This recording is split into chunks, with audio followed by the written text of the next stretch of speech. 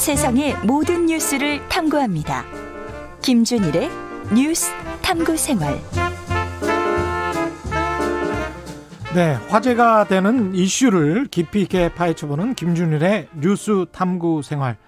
세상 모든 것이 궁금한 남자 김준일 뉴스톱 대표 나와 있습니다. 안녕하십니까? 예, 안녕하세요. 예. 오늘은 단일화의 추억이네요. 단일화의 예. 추억. 그래서 단일화가 성공한 사례, 실패한 사례도 있고 단일화를 성공했는데도 낙선한 사례도 있잖아요. 노무현, 정몽준 반짝 떠오르는데요. 예. 뭐 여러 가지 케이스들이 있으니까 도대체 언제 단일화를 성공하고 실패하는지 그리고 왜 성공하고 왜 실패하는지 그것도 재밌을게요. 이유도 예. 그러고 단일화를 성공했는데도 왜 낙선했는지 뭐 이런 것까지 좀 짚어보면은 재밌겠습니다. 공통점이 있어요. 조금 몇 가지. 예. 일단 사례부터. 예. 예. 일단 역대 대선에서 거의 단일화 논의가 크든 작든 다 나왔습니다. 92년을 빼놓고는 단일화 얘기가 다 나왔어요. 그래요? 예. 일단 87년에 예. YSDJ 이제 시민사회에서 그때는 뭐 단일화라는 용어를 쓰지 않았지만은 그러네요. 둘 중에 한 명이 나오라 그랬는데 DJ 쪽에서 사자 필승론 우리 이긴다라고 하면서 예. 나갔다가 이제 안 됐죠. 그래서 그게 있었고 92년에는 단일화 논의가 없었습니다. 왜 그랬냐면은 DJ 측에서 정주영 후보가 나오는 것이 오히려 김영삼 후보의 표를 갉아먹을 것이다. 더 유리할 것이다라고 판단을 한 거예요. 예. 정주영하고 단일화 하더라도 그 표가 나한테 오기보다는 김영삼한테 더 많이 갈 것이다. 이렇게 판단을 해가지고 DJ 측에서 아예 단일화 논의를 안 했습니다. 그 당시에. 예.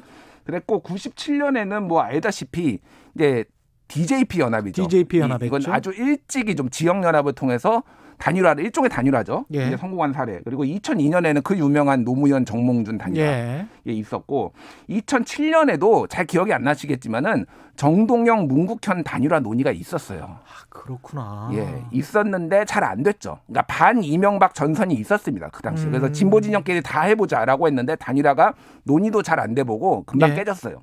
있었고 2012년에는 뭐 기억하시겠지만은 문재인 안철수 단일화가 있었죠. 아, 예. 거기에서는 그때 이정희 심상정까지 다 사퇴를 해가지고 뭐 소위 말해서 이제 진보 진영 영끌을 했죠. 영끌. 예. 근데 낙선을 했죠.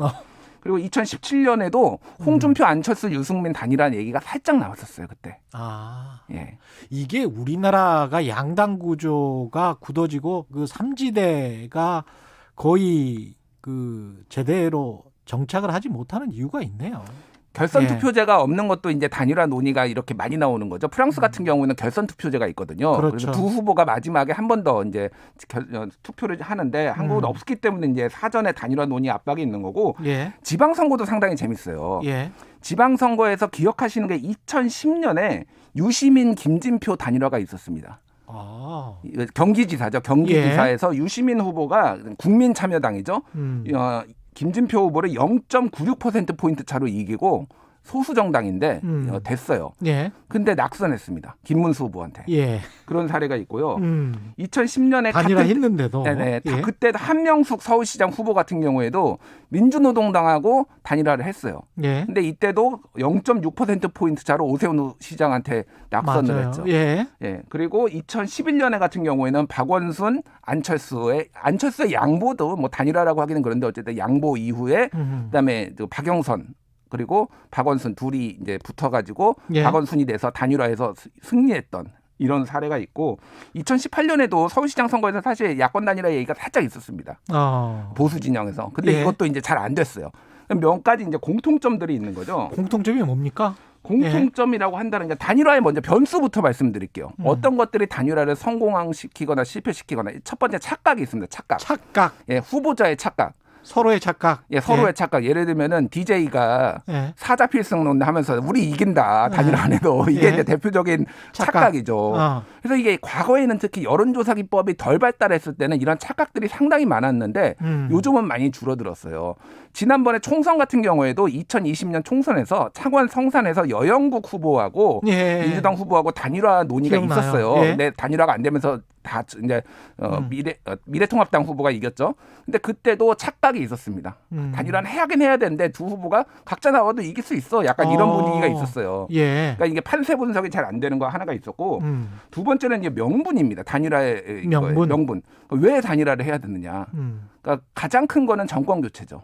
예. 그래서 정권 교체를 보면은 대부분 지금 약자 후보들, 야권에서 이루어졌다라는 거 알 수 있어요, 지금까지. 야권에서. 그게 이제 유일하게 아닌 사례가 노무현, 정몽준. 노무현은 여권 후보였죠. 그런데 그렇죠. 당시에 이회창이라는 사람, 그 거물 정치인은 항상 지지율 1위였기 때문에 약간 약자 포지션. 게다가 지지율 한 3%에서 시작했거든요. 노무현 후보가. 그랬습니다. 맞습니다. 그러니까 이것도 일종의 이제 약자고 야권 약간 느낌이 있는 거죠. 대부분 벌써 야권에서 있었다라는 거예요. 예. 그래서 정권 교체의 당위성 여부가 되게 중요하다. 그게 이제 강하면은 단일화가 잘 되고 예. 약하면은 안 된다라는 사례가 굉장히 많은 거예요.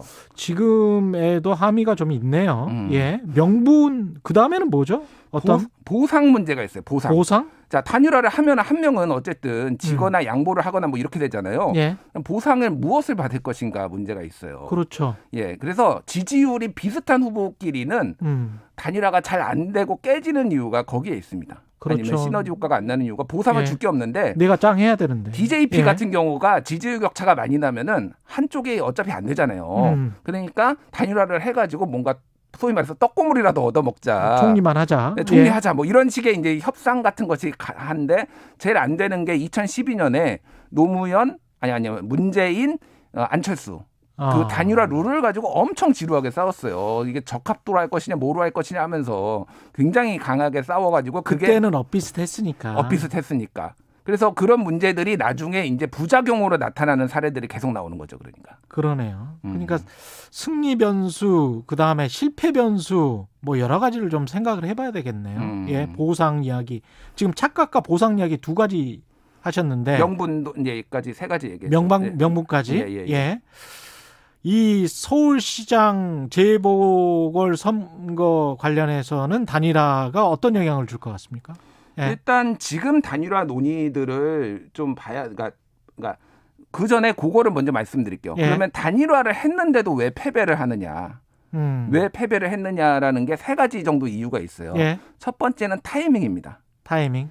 그러니까 언제 단일화를 하느냐가 되게 중요한데 소위 말해서 후보 등록을 하기 전에 단일화를 하느냐 안 하느냐가 굉장히 크게 영향을 미쳐요. 직전에 하는 게 좋아요? 아니면은 아주 그 전에 하는 게 좋아요? 그러니까 그거는 이제 스토리를 어떻게 만드느냐가 중요한데 핵심적인 거는 투표지에 사퇴한 후보의 이름이 올라가 있으면 안 됩니다. 그렇죠, 안 되죠. 예. 그게 이제 대표적인 사례가 2010년에 그 이제 진보신당의 심상정 후보가 그때 이제 아까 유시민 후보가 김진표 후보 이겨가지고 나왔잖아요. 예. 그다음에 계속 압박이 있었어요.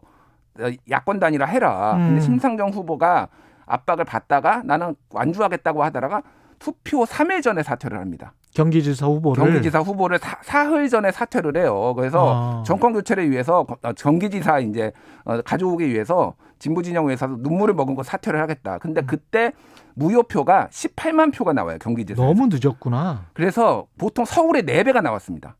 그래서 심상정을 찍은 사람이 나 이거 못 받아들이겠다. 18만 표면 어마어마한 그때 당시에 서울에 4배가 나왔어요. 이거는 명백하게 그 심상정 후보를 지지하는 사람들이 지지자 이전이 안 된 거예요. 그래서 지금 3월 18일이 지금 후보 등록 마감일이거든요. 예. 단일화를 하려면 그 전에 해야 됩니다. 만약에 그 이후에 해가지고 이를테면 뭐 안철수 대 뭐 국민의힘 후보가 나온다든지 뭐 김진애 대 뭐 이렇게 다 나와버리면은 사람들이 혼선을 겪을 가능성 그리고 지지자들이 마음이 흔들리는 거죠. 단일화 후보를 찍을까? 내가 진짜 좋아하는 후보가 있네라고 하면서 이제 무효를 하거나 뭐 이런 가능성이 있기 때문에 타이밍이 매우 중요하다. 이게 억지로 하는 것 같은 게 아니고 서로를 축하해주면서 정말 시너지를 내야 되는 게 중요하군요. 시너지를 내는 게 중요해요. 그래서 그 2010년 얘기를 좀 하자면은 보상 문제가 왜 중요했냐면은 당시에 진보신당에서 서울에서 노회찬 후보가 나왔었잖아요. 그리고 경기에서 심상정 후보가 나왔어요. 그래서 진보신당에서 얘기를 한 것은 이 수도권에서 하나를 우리를 줘라. 민주당한테 요구를 했는데 민주당이 서울이나 경기 하나 줘라라는데 안 받아줬어요. 예. 그래가지고 당시에 노회찬 후보는 완주를 했고 심상정 후보는 사흘 전에 사퇴를 했잖아요. 당시에 오세훈 후보한테 0.6% 차로 한명숙 후보가 졌는데 노회찬 후보 표를 다 더하면은 이기는 거였어요. 게다가 그때 또 예. 그 논란이 지금 되고 있는 검찰 수사가 있었잖아요. 뭐 검찰 수사도 있었고 예. 그것까지 있었던 거예요. 여러 가지가 요인이 됐겠습니다. 그러니까 보상이라는 게 이렇게 하면 후보 개개인도 있지만은 정당 차원에서의 보상 같은 것도 정당 차원에서 조율을 해야 되는 그런 상황이었던 거죠. 당시에는. 그러니까 그게 안 돼서 이제 단일화가 깨졌던 거고 예. 또 하나는 이제 지지자들이 정말 온전하게 이 후보한테 찍을 것인가의 문제가 있어요. 그렇죠. 그래서 거부감이라는 게 있거든요. 예. 예를 들면은 2002년에 노무현과 정몽준이 단일화를 했는데 만약에 정몽준으로 단일화가 됐다라고 예. 했을 때 노무현 지지자들이 온전하게 정몽준을 찍었을 것인가에 대해서 많은 의문들이 이건 가정이긴 하지만은 예. 거부감이 상당히 있었다라는 거예요 당시에. 그러니까 노무현으로 단일화가 됐기 때문에 그렇죠. 비교적 그게 적었다라는 거고. 예. 그러니까 뭐 마찬가지로 지금 안철수와 국민의힘도 마찬가지예요. 그 그래서 2번, 4번 이야기하고 있는 거예요. 그러니까 지금. 국민의힘에 대한 국민들의 비토가 상당히 높습니다. 그러다 보니까 그거를 좀 지지표가 이전이 중도표가 보수 쪽으로 잘 안 가는 거예요. 그게 이제 안철수 후보가 이야기하는 것이고. 이야기하는 거고 실제 여론조사 결과도 약간 그렇게 지금 나오고 있는 거잖아요. 예. 어느 정도는. 그래서 이제 경쟁력이 투표용지를 받아보면 2번 안철수 이랬을 때 안철수 그 개인에 관해서 지지했던 사람들이 2번 안철수를 어떻게 생각할 것인가 그게 좀 합집합이 잘 안 나올 수도 있다는 이야기잖아요. 그렇죠. 예. 그래서 어찌됐든 그런 이제 변수들이 있는 거예요. 그래서 단일화를 하려면은 최대한 상대 후보를 삐지지 않게 그 지지자들이 상처받지 않게 이렇게 해야 되는 게 굉장히 중요하다라는 거예요. 그럼 지금 이제 변수들이 지금 이제 올해 이번 서울시장에도 있는 거죠. 타이밍도 굉장히 중요할 것 같습니다. 김진애 후보 같은 경우에 지금 3월 8일까지였나요? 예. 그때 이제 사퇴 시한이 됐는데 열을 더 벌어서 3월 18일까지 최대한 한 다음에 우리가 단일화를 해야 뭔가 먹힌다.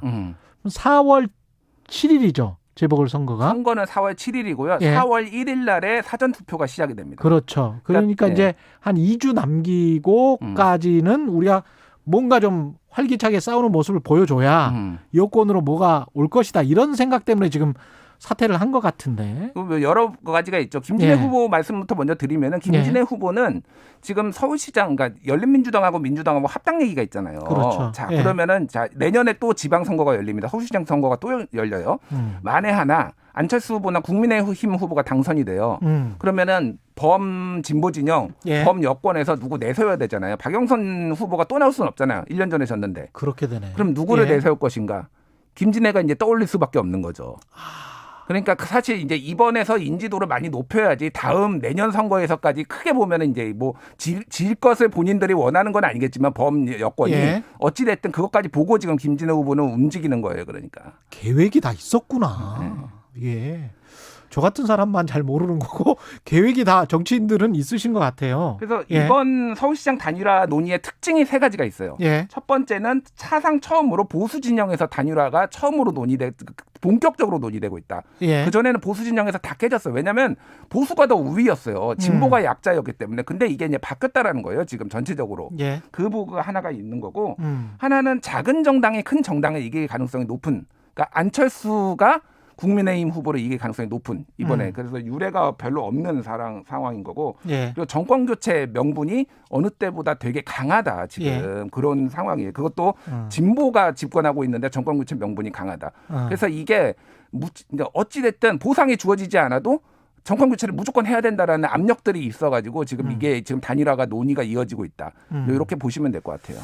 오늘 말씀 감사하고요. 지금까지 김준일 뉴스톱 대표와 함께했습니다. 고맙습니다. 예, 감사합니다. 예, 지금 여러분은 KBS 1라디오 대표 아침 시사 최경령의 최강 시사 듣고 계십니다. 문자 참여는 짧은 문자 50원, 긴 문자 100원이 드는 샵 9730 무료인 콩 어플에도 의견 보내주시기 바랍니다. KBS 1라디오 최경령의 최강 시사 듣고 계신 지금 시각은 8시 44분입니다. 이 시각 출근길 교통정보